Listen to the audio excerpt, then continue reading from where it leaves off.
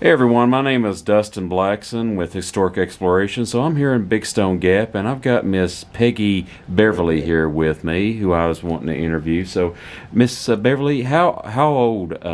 What year were you born? What I was born in 1924. and what were your parents' names? Sam and Monica Gose. Okay, what do you remember most about your childhood, and what did you do for fun and things like that? Well, my first memory is of my grandfather, Mm-hmm. and it was just of love. I remember, come in. I remember standing behind the door just giggling and him looking for me and just looking and looking, and that was the first memory I have. And the second memory I have of him is I was barely 4, and I remember my mother screaming for me to go to the barn and get my grandmother. She was milking, and I thought, you want me to go in my nightgown and barefooted? And it was just in April.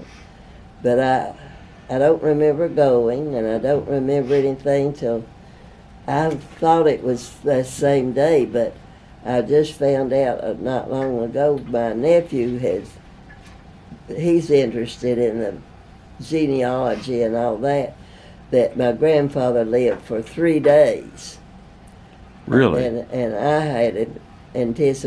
had always just thought he died the day that Mother sent me to the barn, but he had lived 3 days After that, okay. that. Now you were born. You were born and grew up here in Wise County, right? In Norton. Okay. And then I lived 10 years in Coburn, and I've been here since '63. Okay. Now I understand that you have a Dr. Gibson in your family that's from Castlewood area. Yes. Tell me about him. What do you know and remember about him? Well, he was a surgeon for the Confederate Army, Okay. and of course he operated on the Confederate soldiers, but he also operated on Union soldiers. And because of that, somebody charged him with treason.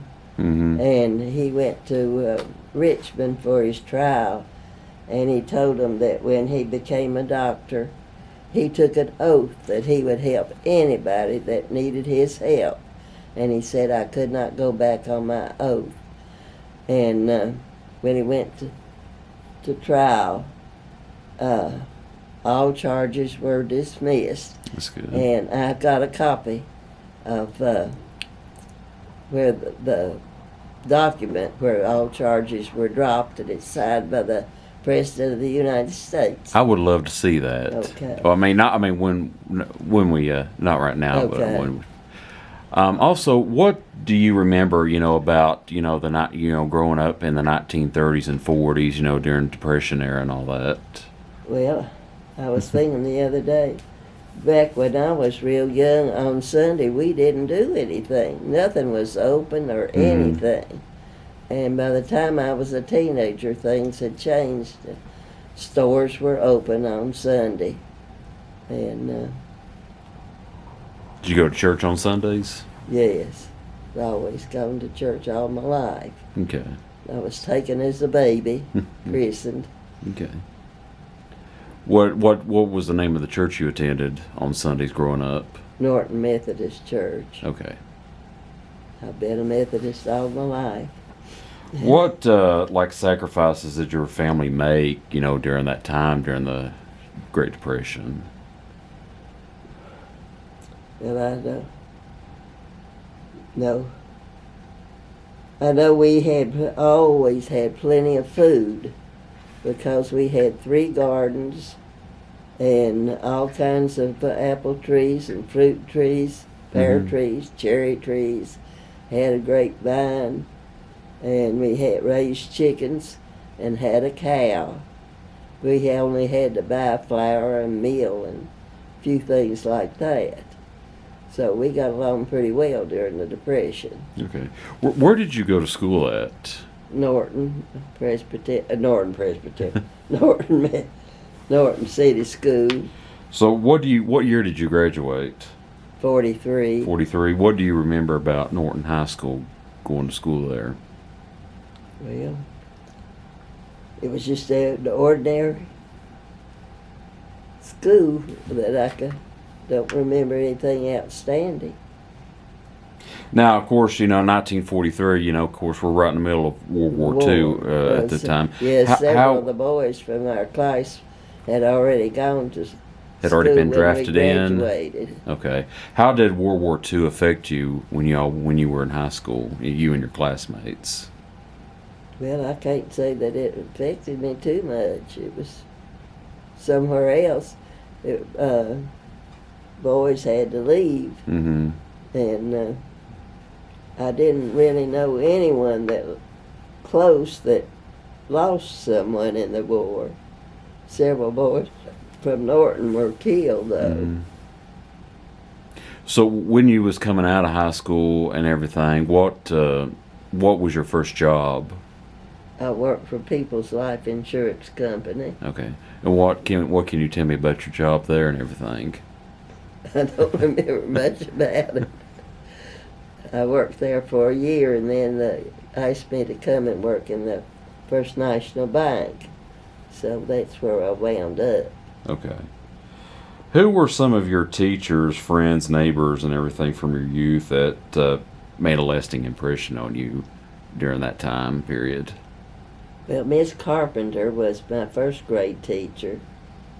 But I guess the teacher I remember most was a Miss Dotson that taught the 4th grade. I was scared to death of. But did pretty well. What was your social life back, during the time, coming out of high school and, and the war still going on? What was like everyday life like going into adulthood? I worked, but I had a friend that her father belonged to the American Legion, and he would take us on Saturday night to dance with the older men. They had an American Legion building there in Norton, and we'd go up there and dance. What kind of music did they have during that time? Like jazz? Don't ask me that. I don't remember anything about the Were music. there live bands? Huh? Live bands? No. You were playing off a record turntable? Records and things. You were telling me about you and Bill Hendrick. Well, I remember you told it at Bill's funeral about you and Bill walking to a ball game when the Roberts brothers were playing. The Roberts brothers were a famous basketball team from Pound. Okay. And during the war, they were having an exhibition game in Norton, and to attend, you had to buy a war bond. I think they were 1875 at the time. And my grandmother brought me a bond and a ticket, and I went down to the drugstore. That's where we all met to go to places together. And Bill Hendrick was the only one there. He was about 4 years younger than I. And we started to the ball game, and we had to go past the post office in Norton. And on the other side there was a road that went up to the Methodist church, and it went up a hill. And when we got there, about the halfway up that hill, there were a group of men.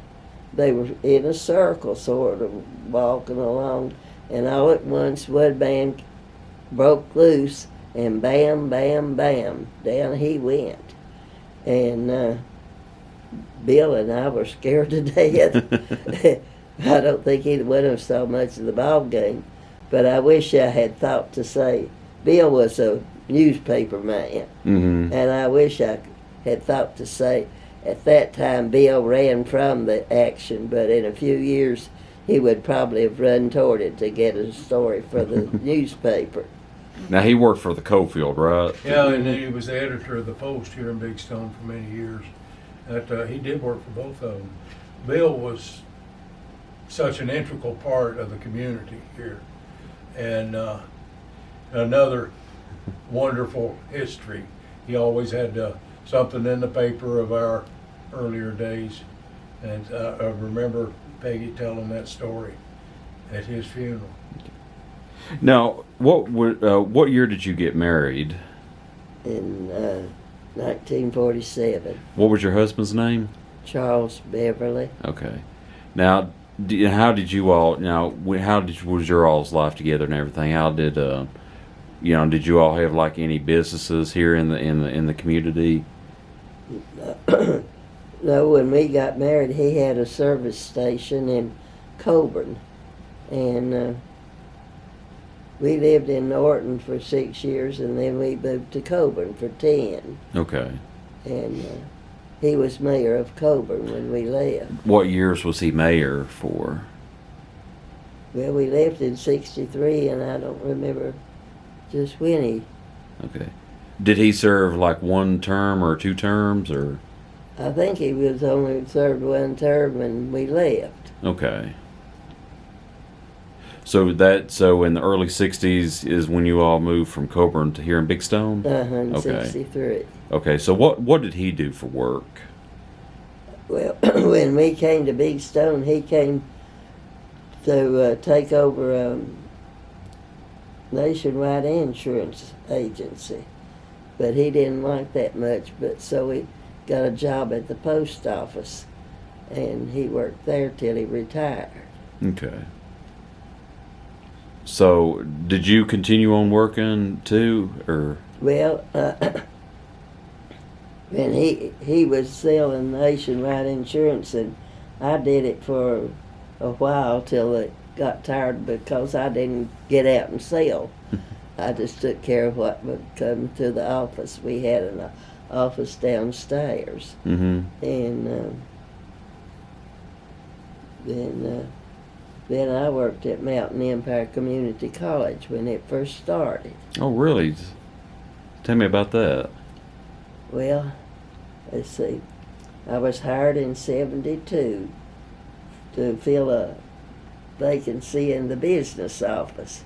And when we first started, we were met in a little cinder block building here in town that next to, was close to MEOC.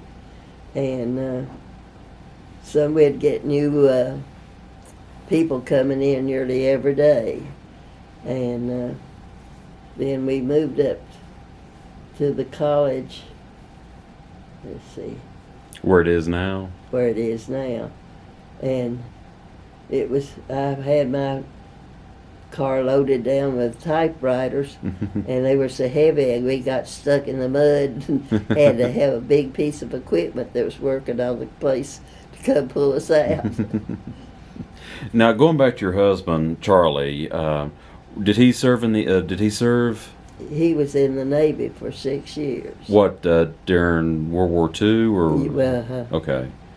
What can you tell me about his time in the service? What do you remember or anything? he didn't talk much about it. He was on his way to Hawaii when it was bombed. Mm-hmm. So he got there shortly after that.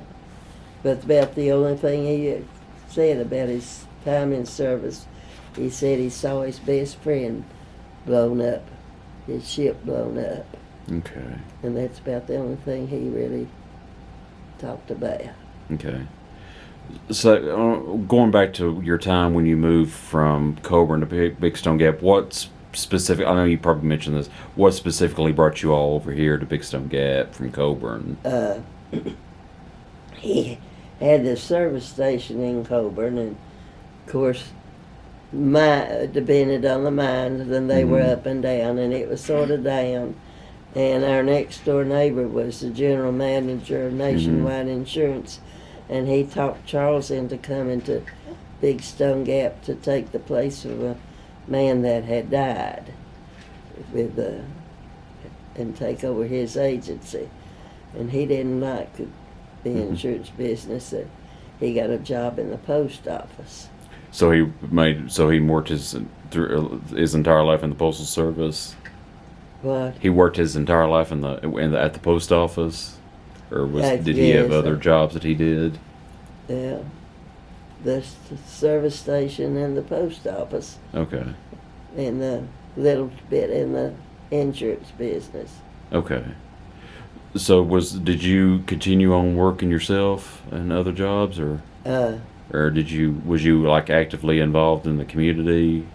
well, I was involved in, with a member of several organizations. But How long did you work at Mountain Empire Community College? I worked almost, let's see, I believe it, 13 years.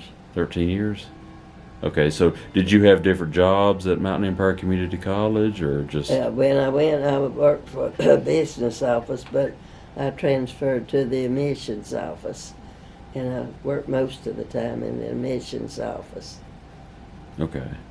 Now, after that, did you retire from MECC? Yes, Okay. What year did you retire? 19, let's see, let me, 1987. Okay. And what did you do after you retired and everything? Just this and that and the other. Fox House. Why? Fox House. Oh, I worked at the Fox House for 32 years. Okay. Volunteered there. What other things did you do volunteering? That was about the only thing I volunteered worked at the church in the circles in the church. I think the church and Fox House have been biggest parts of your Yeah. retirement years all the That's way right. around. Dustin, I don't know if you're familiar with how the Fox House operates. It's John Fox's home, and to sustain it as a museum, for years they've been doing meals, and it was mighty fine meals. Okay. And of course, it's by appointment. People were especially during the holidays, booked solid. And Peggy was there. I guess you were there from the get-go. From 87 to 2020, I believe. Yeah, the Fox House was acquired in '77, and shortly thereafter is when they started doing the meals to sustain it. And there was a small army of people to make the meals and that sort of thing. Formal meals with linen tablecloths and linen napkins and stemware and the china. What any good memories that you have of doing that and everything? Any memories that stand out to you during your time doing that? I just enjoyed the people, and then seeing people that would come to the meals. Going back to when you retired from Mountain Empire Community College, what do you miss most about working there? Not much of it. It was, when I retired, it was, they were doing things that I didn't approve of. And after I retired, a man from Richmond came down and interviewed me about my boss. I bet you had some interesting things to say there, I bet.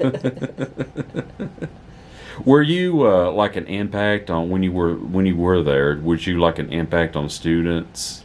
Well, Did you make a difference in their life, like inspirational? I worked in the missions office, so I came in contact with all of them. Any memories that stand out to you during your time there? Anything that stands out to you?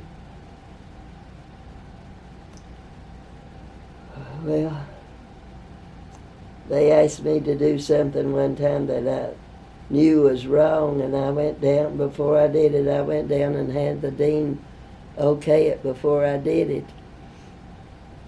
And that's what they were interviewing me about, things like that. Now, were there any other organizations that you were involved in after you retired and everything? Well, I belonged to the Big Stone Gap Music Study Club and the Dogwood Garden Club. What can you tell me about those? Well, they were just everyday, ordinary things. Anything that stands out to you on those? No. Now, in those days, in the music study club, they put on some big performances were you involved with any of those? No. Oh. That was what was, Yeah, I remember they had some big productions. oh yeah, Oklahoma or different musicals, a lot of times they do those. Were you involved in the Trail of the Lonesome Pine play? No. You weren't? No. Okay. So, anything else? Do you have any special memories at all? I mean, anything in your life that stands out to you that you'd want to share, or any special memories? Peggy, you were telling me about your other grandfather that came over from Germany, who was mining. He had his mining degree before he came to America. He went through Ellis Island, and as he was coming south, I think it was in Pennsylvania, he must have taken a job to get some money, and he told the fellow that owned it that there was gas building up and they were going to have an explosion, and he didn't pay any attention to him because my grandfather, I was told, because he had such a heavy accent. And so my grandfather left, and shortly after they had a big explosion in that mine.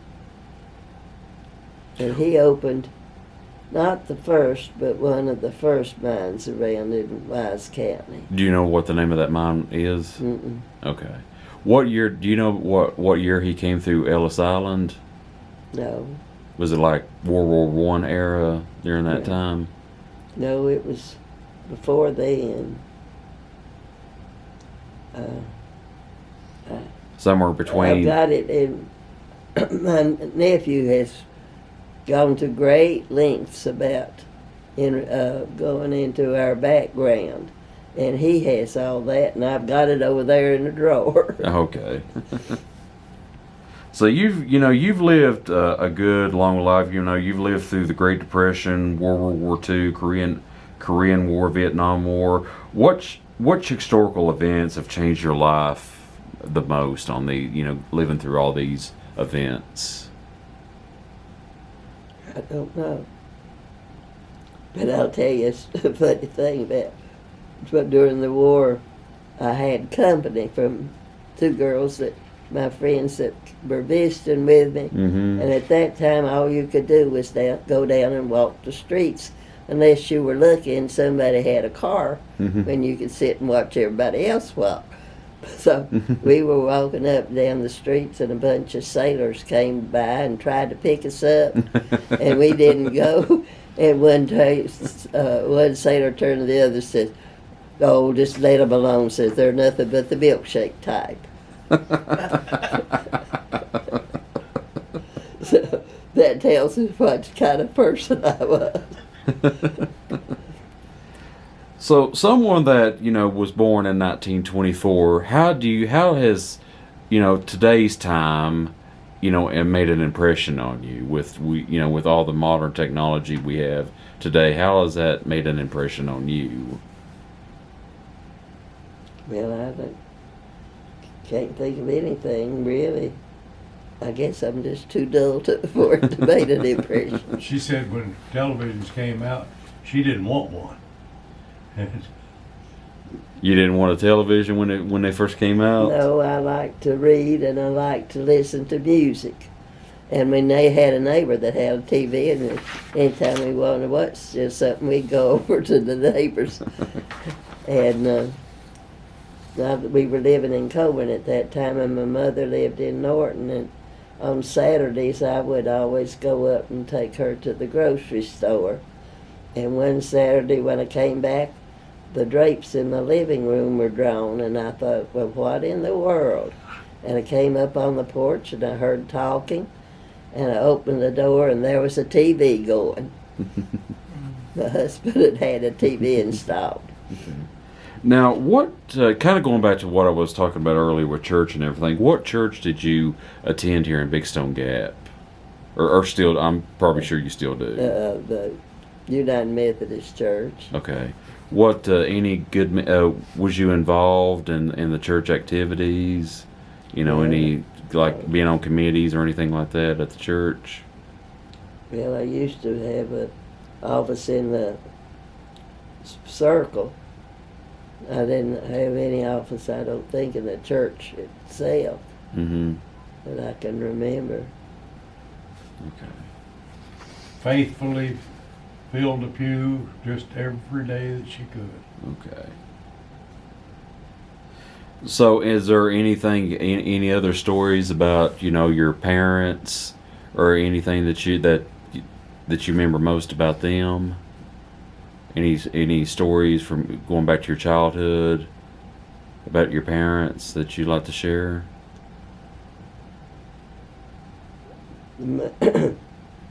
About the only thing I remember about my father was when my grandfather died, and I must have been staying with a neighbor, and Mm-hmm. I remember her bringing me home, and instead of going through the front gate, we went through the back gate, and my daddy met me in the backyard, and there was a couch there that my grandfather had been on, and it was in the yard, and I said something about my grandpa, and he picked me up and said grandpa had gone to heaven. That's what I remember most about my daddy. At being at 101 years old, what season of life do you remember fondly? Of your life, do you remember fondly? I guess after we moved to Big Stone, Coburn, we had something was going on all the time in Coburn. One time, the Baptist minister lived behind us, and one night there was awfully racket coming from over there, and Mm-hmm. Charles and I got up, and our neighbor got up too, and we went over there, and the preacher's daughter had gone to the booby instead of to prayer meeting, Mm-hmm. and he was whipping her and had a heart attack and died.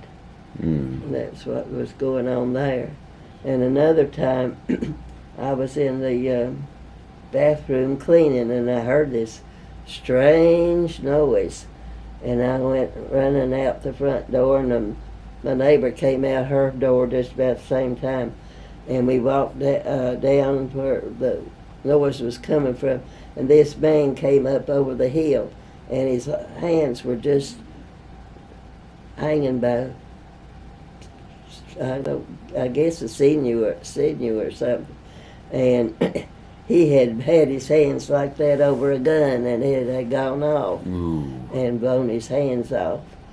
And I remember I had a pinafore on, and I took it off and tore it into strips, and another man stopped by, and he tied that man's hands up. And I never did know what happened to him. And let's see, another time, just as Charles walked out the front door, he had a service station in Coburn, and he had gotten up early and was going to work. A great big boom came, and lightning had struck a transmitter right outside our house. And that scared me to death. What were some of the hardest times in your life, and how did you get through them?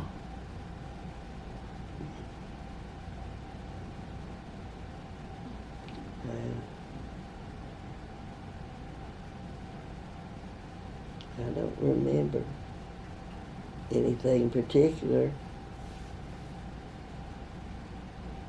Any challenges or anything?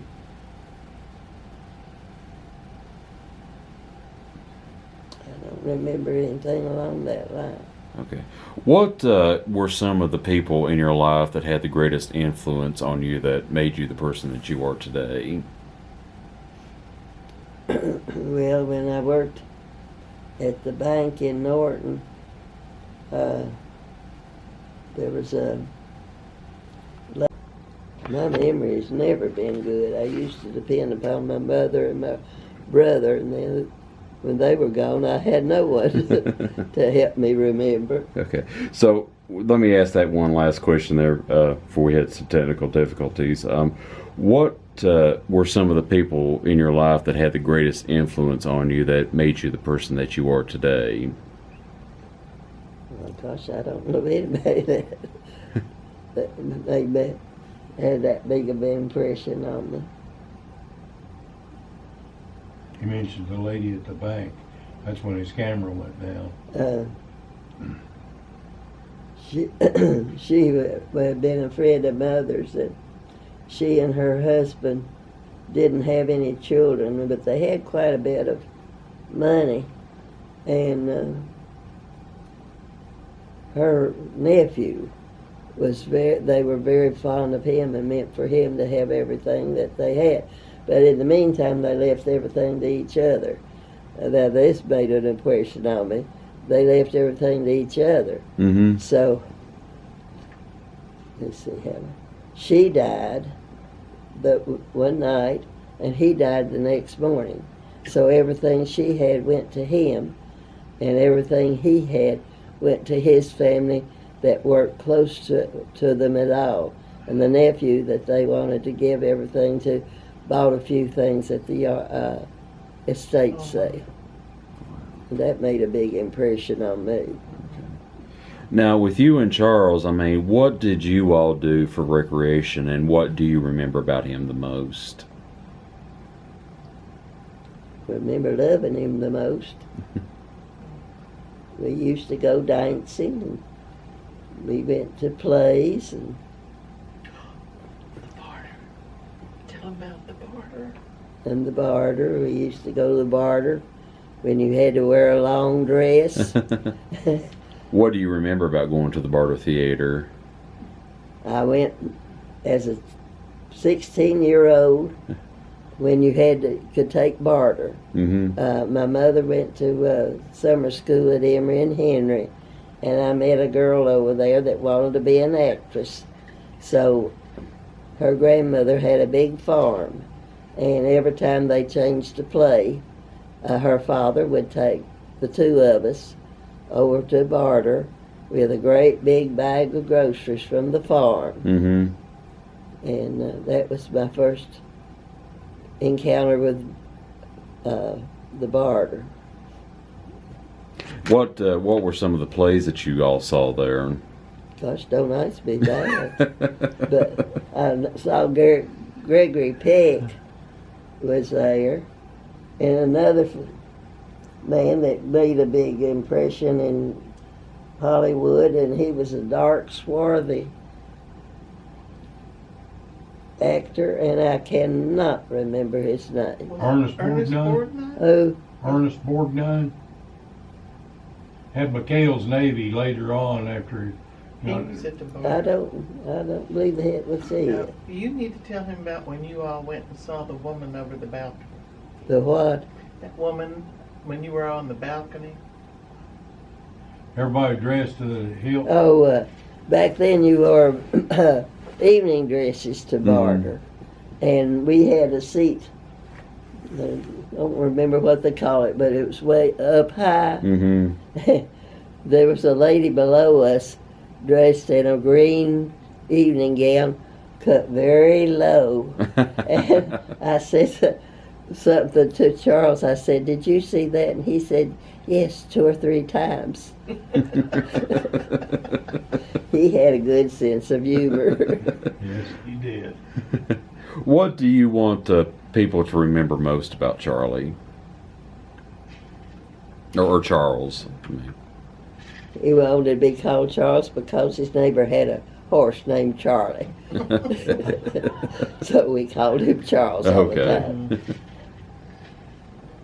I don't know, just love. What do you want people to remember most about you? That I was a good person.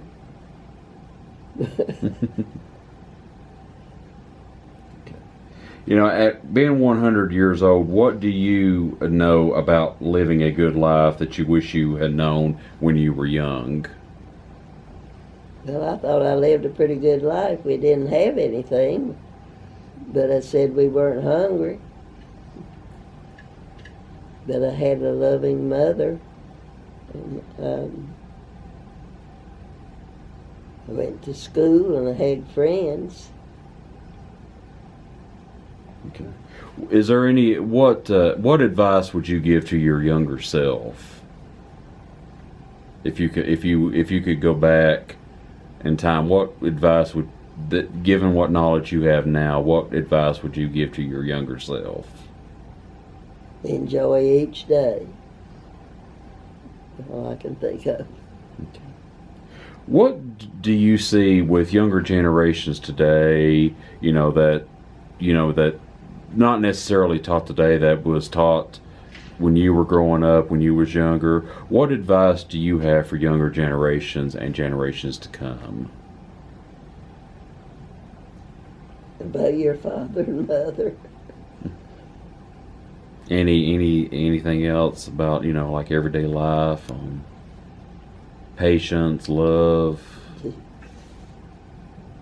Enjoy as much as you can. Life as much as you can. Okay. As you go along.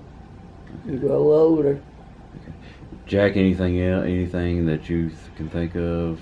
It's just, as we were talking about the different documents that your nephew's done together, and Dustin may want to come back if you were enlightened by going through some of those things, and sometime for the future. I think it'd be wonderful to go through that drawer.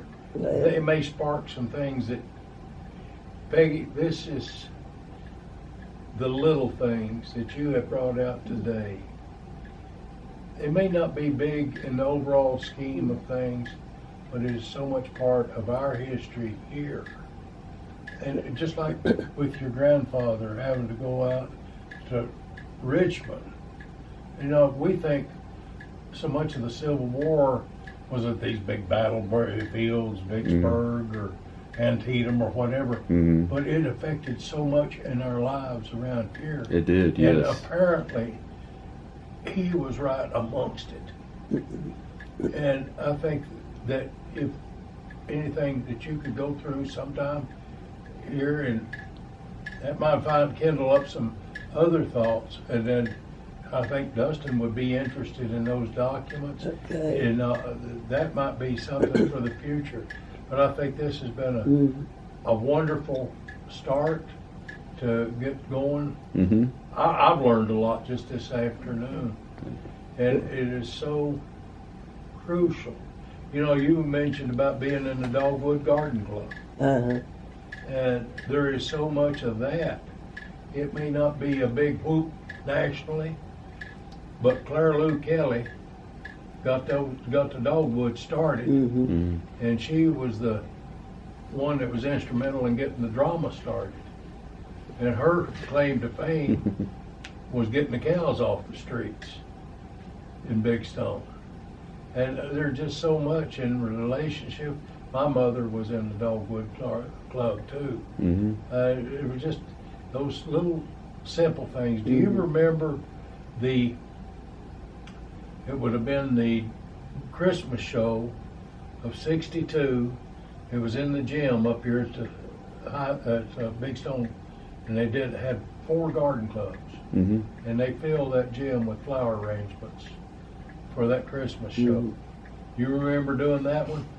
No, I wasn't in Big Stone in 62. That's right. That was right before you came. Yeah, but that was critical to getting lots of fine arts and crafts started. I'd say. That's yes.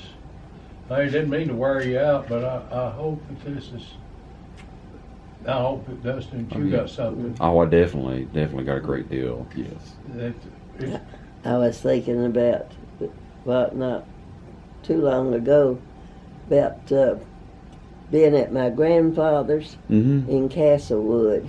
and all these people early in the morning were coming down and going past the house, and they were laughing and us having the biggest time, and they were going to pick strawberries, and I wanted to go too, join them, and Daddy wouldn't let me go because he said that's hard work. And when they came back, they weren't playing or hollering or doing They were anything. wore out, I'm they sure. They were worn out. That was one thing he saved me from.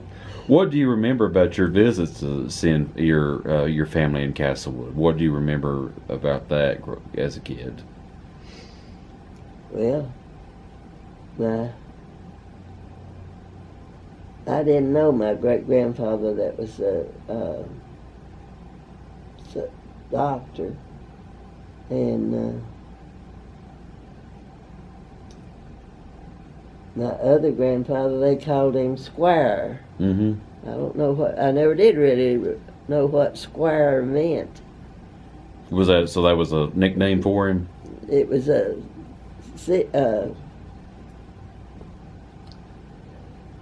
what's the word that I want to use?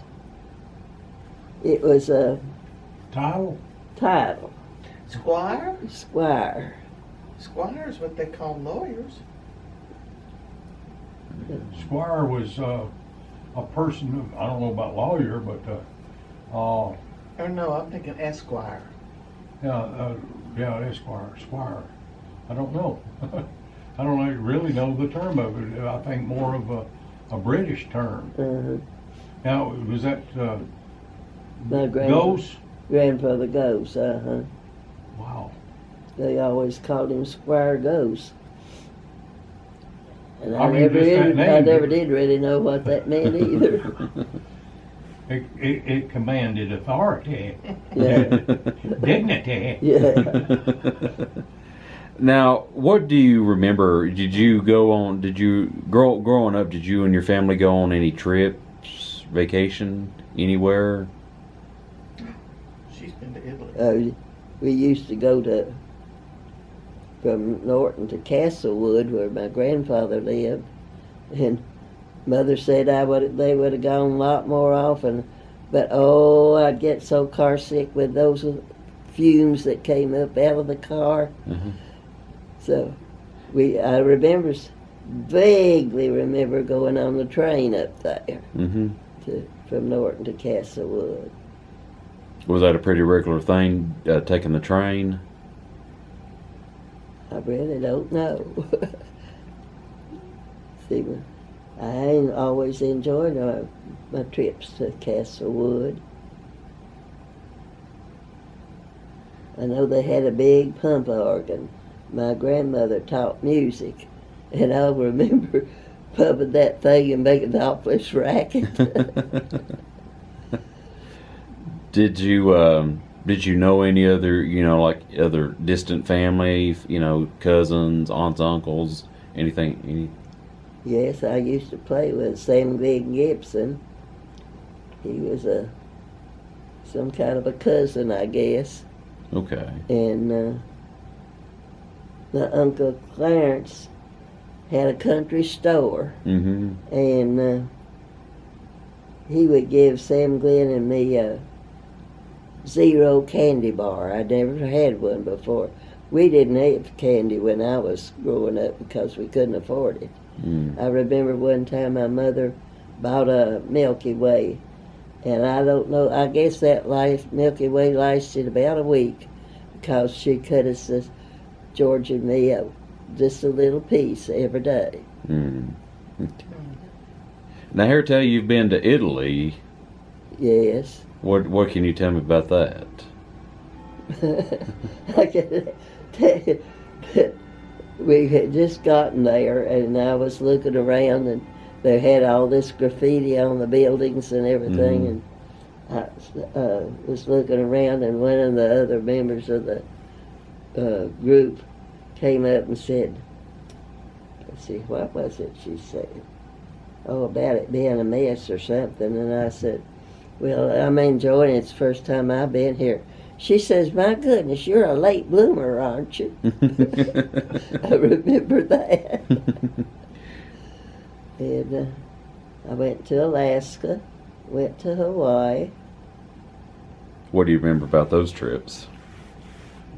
Well, Charles was stationed in Hawaii when he was in the war, and there were 3 hotels there. Mm-hmm. And there was a big pink one there that was still there when we went back. But then there were all kinds of other hotels there but then. And he was there right after as I said, right after Pearl Harbor. Mm-hmm. And we went to Pearl Harbor, and he didn't recognize anything about it on this second trip, but they had pictures of it, like he remembered it. Okay. Any other trips that y'all took? Well, we traveled all across Canada and down through California, Texas, and all over the East Coast. We traveled quite a bit. He liked to travel. Were you all in like bus trips or? Uh-huh. Okay.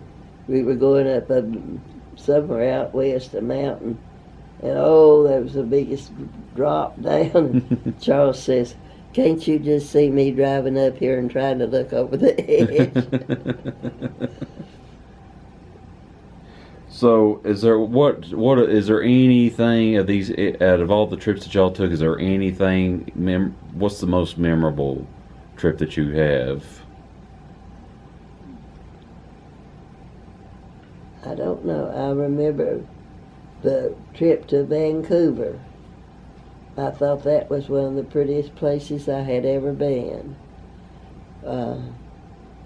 We were up on a hill, Mm-hmm. and we looked down over the harbor. And I remember thinking, I don't want to go to bed tonight. I just want to sit here and look at all this beautiful land, the harbor and all. Jack, anything else you can think of? Not at this time, but I hope that this will spur on other events and go through your archives that your nephew's done. It might, because Peggy, this is so valuable to get this recorded. Well, I haven't told him much of anything. Oh, you've told us a great deal. You really have. Thank you. I think that you say you don't have a very good memory. I think your memory is wonderful. Mm-hmm. And you were a very good interviewer. Thank you. Very good. Thank you. Thank you. Thank you. What you do, Dustin, is so valuable. We don't realize all of these things that Mm-hmm. every day. It's not the big world events. We can all remember where we were when, well, you can't, when Kennedy was assassinated or 9/11, but it's the little things. Mm-hmm. You cannot realize history when you're living it. No, it just comes along and you move with it. You deal with it, and afterwards we reflect upon it. But thank you, Peggy. Thank you, Dustin. Thank you. I think this has been a wonderful afternoon. Thank you. Well, Peggy, I just want to thank you again for your time today, and I'll definitely be getting this video edited here in the next few days. All right. And I'll get those. Yeah. Out.